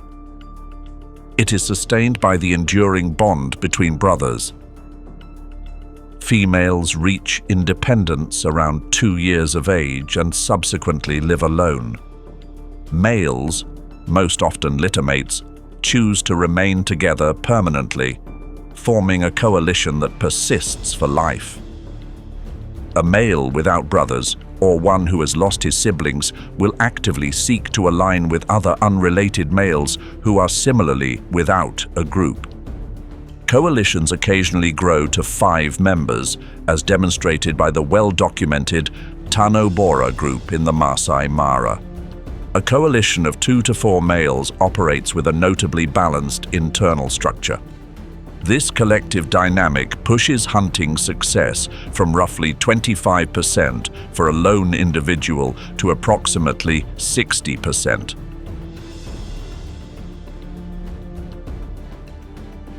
The coalition can pursue not only small gazelles, but also adult wildebeest and zebra.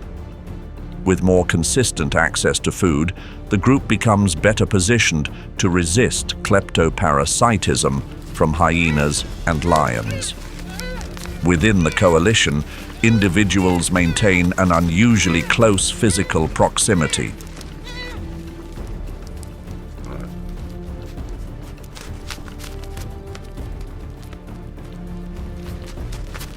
When separated, they use calls that carry across up to 2 kilometers to locate and reconvene with their partners. Among coalition males, reproductive access to females is often shared. This creates conditions for ambiguous paternity. In the Serengeti, as many as 43% of cheetah litters involve more than one father. This arrangement provides a degree of protection for the young, as males are less likely to harm offspring that may be their own. In coalitions composed of unrelated males, however, a definite internal hierarchy still takes shape. When that order is challenged, serious intra-coalition conflict may follow. Located in northern Tanzania, the Ngorongoro Conservation Area marks the site of a catastrophic volcanic collapse that occurred more than 2 million years ago. The resulting crater floor spans approximately 260 square kilometers and supports one of the highest densities of large wildlife found anywhere on Earth. More than 25,000 large animals concentrated within a contained geological basin. A male hyena born to a high-ranking mother within the clan inherits an elevated social position from birth. Yet, as with numerous other gregarious species, dispersal is imposed to reduce inbreeding risk. At approximately 3.5 years of age, around 85% of males are effectively pushed from their natal clan to join neighboring groups.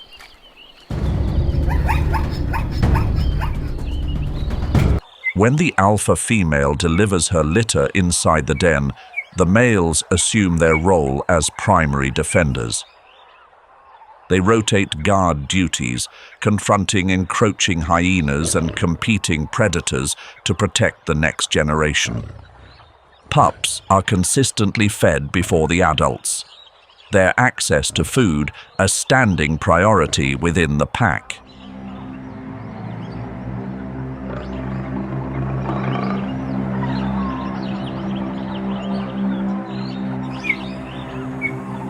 In Sabi Sands, the landscape offers no sweeping vistas or open clearings. The name Sabi traces its origin to the Tsonga language, Hlave, meaning danger. The lore of this land is bound to generations of hunters who learn to read the concealed threats behind every tree.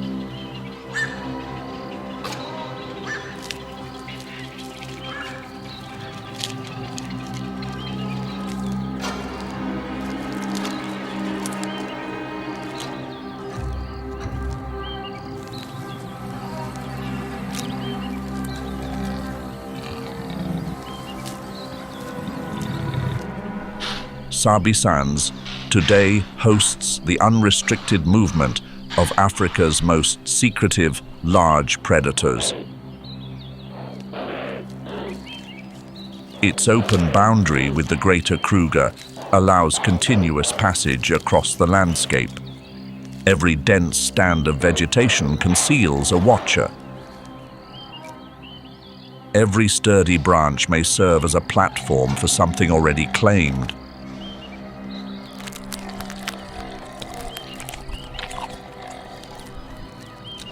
Over this landscape of shadow and concealment, a solitary and powerfully built presence holds dominion. The leopard.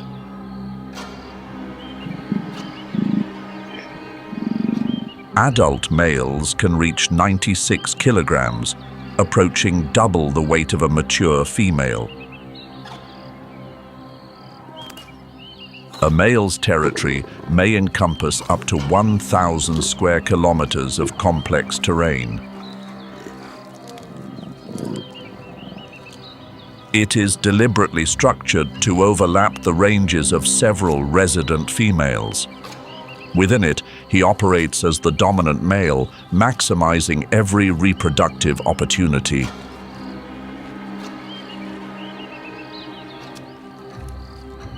But within Sabi Sands, holding power is only the first requirement. The ability to defend what has been secured is equally critical in a landscape occupied by persistent competitors who readily take what others have killed.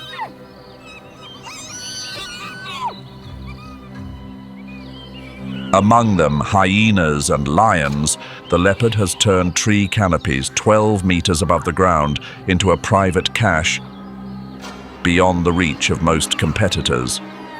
Exceptionally developed jaw muscles and powerful shoulder architecture allow the male to haul prey exceeding his own body weight straight up into the canopy. This vertical storage is essential for retaining hard-won kills against the persistent scavengers that patrol below.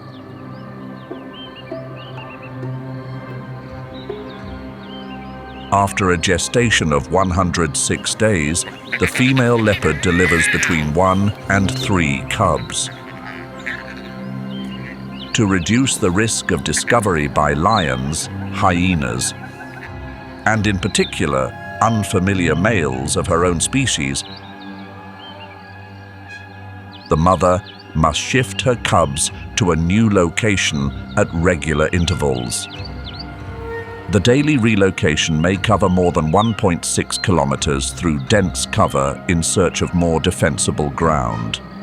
A single miscalculation, an ill-timed call or a revealed trail can eliminate an entire cohort.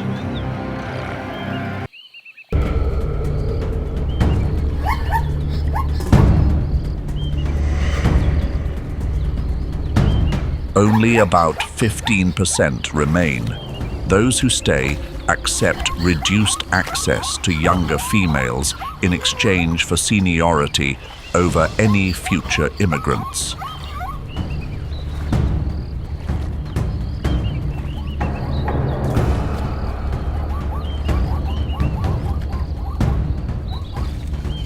Existence at the base of the queue means extended periods of scarcity and persistent psychological pressure.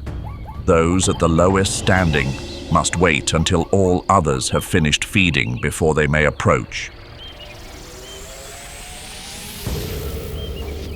The Maasai, who have long inhabited this region, named it Elenkorlonkorlo, a phonetic echo of the cowbell sounds that once filled the basin. In their tradition, Ngorongoro carries connotations of a fertile and protected place.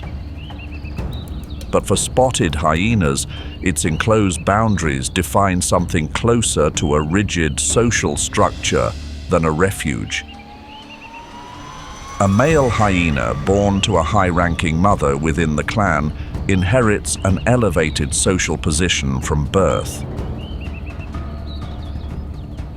Yet, As with numerous other gregarious species, dispersal is imposed to reduce inbreeding risk.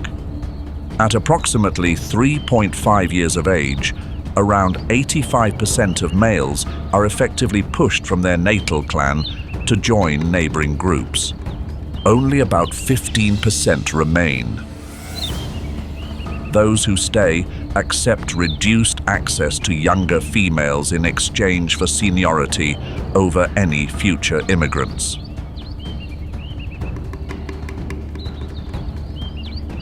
For immigrant male hyenas, integration is governed by a rigid convention known as the queuing system. Upon joining a new clan, arriving males are subordinate to every female, every juvenile, and every male who arrived before them. Advancement follows strict chronological sequence. A male moves up only when the individual directly above him exits, through death or departure.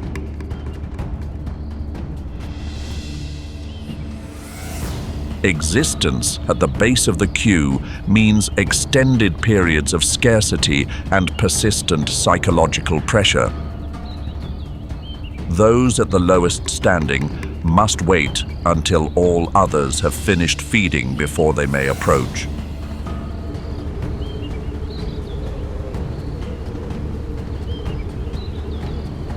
Their powerful jaws and highly specialized digestive systems allow them to extract nutrients from bone and cartilage that other predators leave behind. But this persistence comes at a measurable cost: chronically elevated levels of glucocorticoid stress hormones. Low-ranking males remain socially isolated, repeatedly subjected to assertive behavior from those above them in the queue.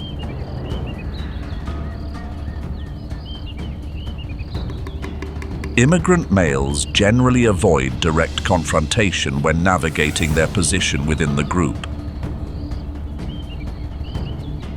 Conflict over rank is uncommon. Instead, greeting rituals, structured physical exchanges, serve as the primary tool for testing relationships and reinforcing bonds. These high-stakes interactions establish the cooperative foundation required when the group faces serious threats. Aggressive behavior does occur, typically initiated by established males, to limit the rate of new arrivals or to control feeding access. Dominant, long-tenured males routinely reinforce their alliances with each other and with high-ranking females.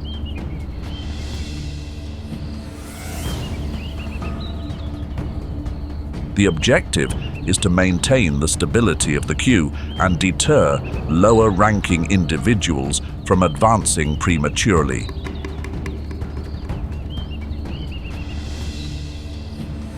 The reproductive strategy available to male hyenas reduces ultimately to what researchers term endurance rivalry. Given the female's unusual anatomy, any form of overt pressure is counterproductive. The male must instead pursue a long-term investment in deference, patience, and favor building across multiple seasons.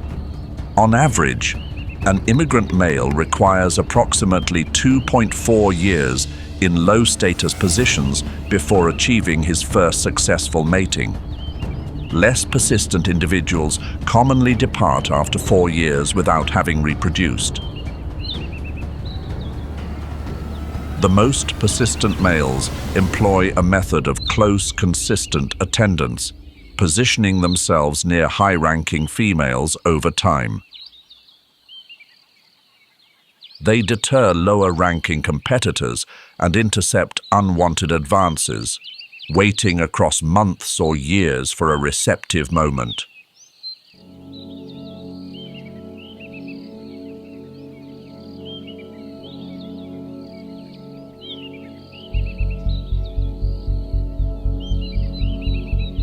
Etosha National Park in northern Namibia covers more than 22,000 square kilometers, anchored at its center by the Etosha Pan, an immense salt flat formed from a lake that evaporated thousands of years ago, its scale large enough to be tracked from orbit.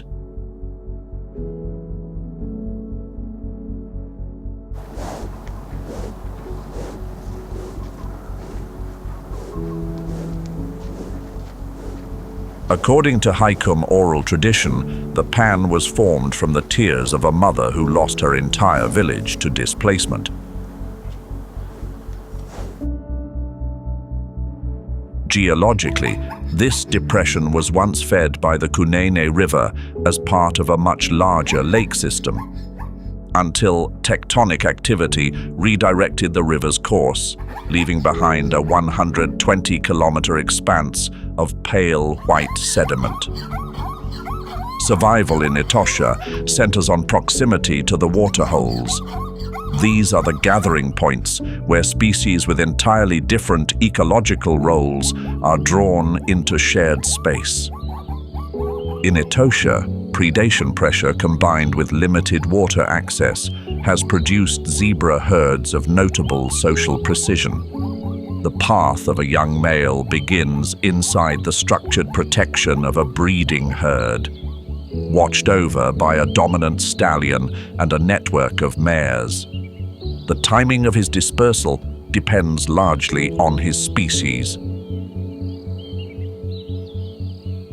Plains zebra colts typically disperse between 12 and 25 months of age, often timed with the birth of a younger sibling.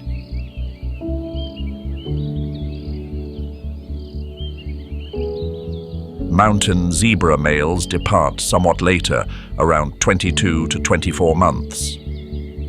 In some cases, the dominant stallion will attempt to delay the departure of a promising son through active intervention. Among Gravy's zebras, young males may remain in proximity to their mother until age 3. Yet, regardless of timing, young males departing the maternal herd lack the experience to hold territory independently. They gravitate toward one another, forming bachelor groups as their primary means of navigating an environment where threat is constant. Each day within the Etosha landscape involves structured sparring bouts among bachelor males. These engagements simulate the full intensity of real confrontation.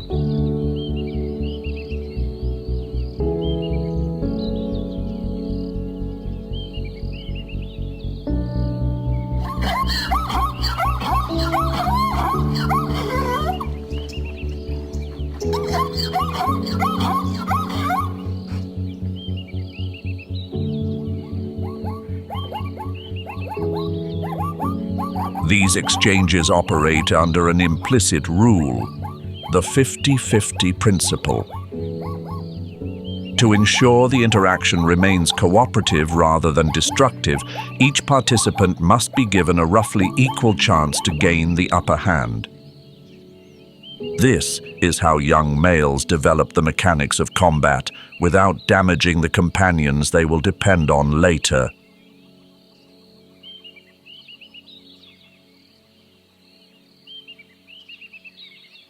In this exposed and demanding landscape, a bachelor zebra's alertness is never reduced.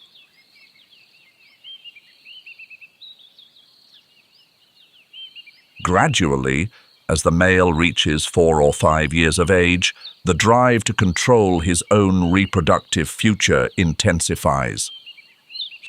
He may begin covertly separating young females during their first estrus from an existing herd, or pursue a direct takeover, confronting and unseating the resident stallion to assume control of the group. Among Gravy's zebras, the strategy shifts toward territorial control. Males secure specific patches of land, approximately 6 square kilometers, in areas near reliable water, holding these positions and waiting for receptive females to pass through. Temperatures routinely push past 40 degrees Celsius, charging the air with a distorting thermal haze that tests the endurance of every resident.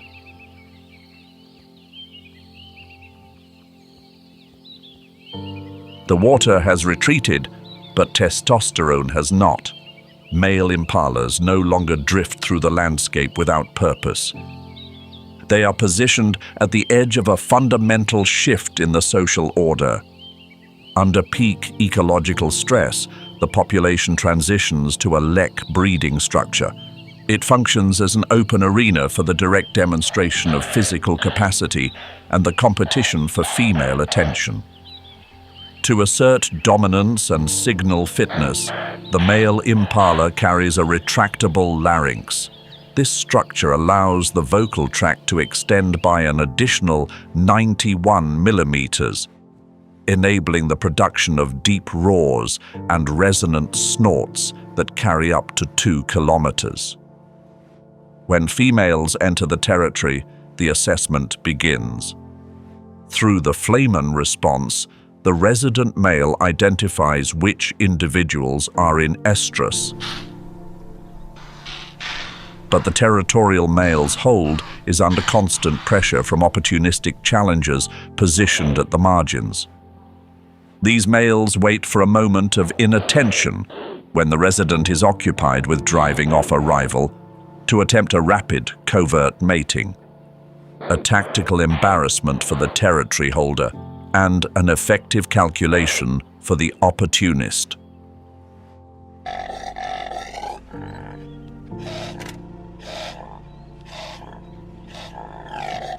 Holding a lek territory is a physiologically costly commitment that gradually degrades the male's condition. The cumulative toll is severe.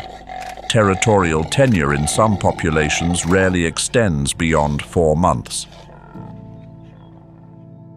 Constant herding of females and persistent deterrence of rival males demands uninterrupted physical output. Body fat is depleted and overall mass declines sharply.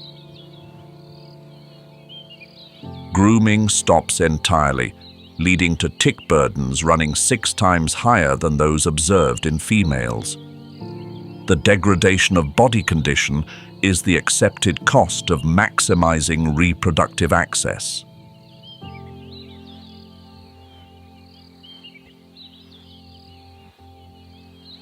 When the male finally reaches total exhaustion or is displaced, he enters a transitional period of roughly 1 week.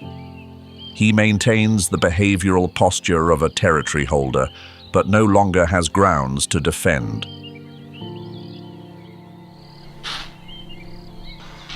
This transitional state precedes his reintegration into the bachelor herd, where he will rest, rebuild condition, and wait for the next breeding cycle. Threats, however, do not originate solely from within the population. In areas under persistent poaching pressure, the selective removal of horned males has distorted natural herd composition.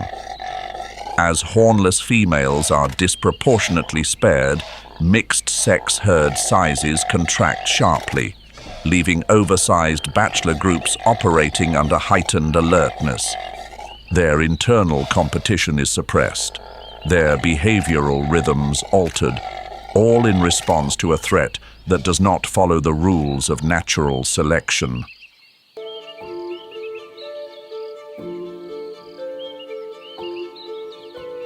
Toward the south, another unsparing arena waits below, falling under the extended shadow of the tallest summit on the continent.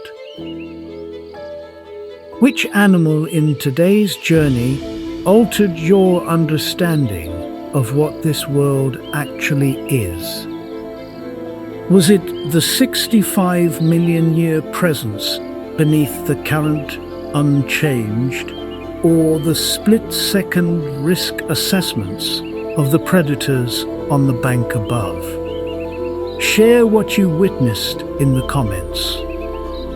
The attention you bring to them is the most significant recognition these animals ever receive.